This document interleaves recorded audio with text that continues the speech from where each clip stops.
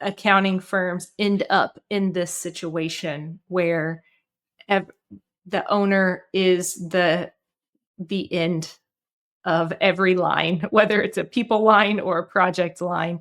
How do accounting firms end up like that? I think we can go really deep and dark here, and I think part of it is you can't rely on anybody other than yourself.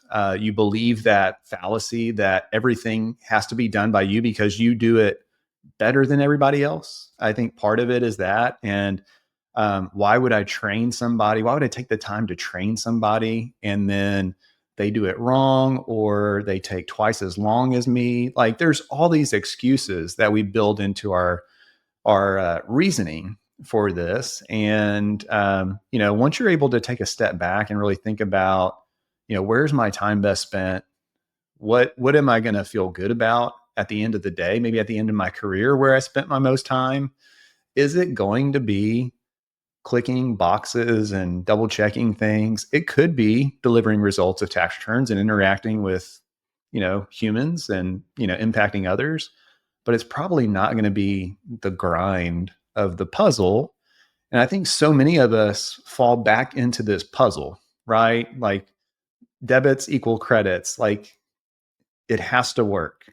Out of everything in life that's uncertain, accounting has to equal and has to work. And so like I think if you just go back to like what gives you comfort and knowing that accounting has to equal out and has to balance, maybe some people just want to feel like secure in that little puzzle that they do and not break outside of where life can get messy.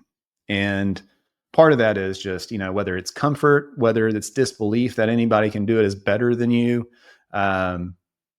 Both of those are completely false. I think we're called to so much more. I think elevating others, including our own team members, is part of why they're in our care to begin with, And so, but yeah, I think it's those two for a lot of people. Yeah. And I think too, and I'll just go super surface level, simple. One reason that it ends up there is because really the owners just don't know who to delegate it to and how to empower that person. It may feel like everyone's busy, or it may feel like the people that you have around you don't have the appropriate skill set to do some of the things. Or maybe it's even just the experience. Like they have the skill set, they're very capable, but it would just be better if somebody with a little bit more experience than them could just kind of review it or check it. So I think first is really looking at who is available in your team, like who is already there and what can be delegated. And we always say this is a mindset shift for a lot of people. Delegate to elevate, not delegate because you don't like doing the work or because you don't want to work or you're tired of being the first one there and the last one gone. That's not the purpose. The purpose is really to elevate that next person and start developing them as even a leader within the team, but definitely within their area of what they're working on.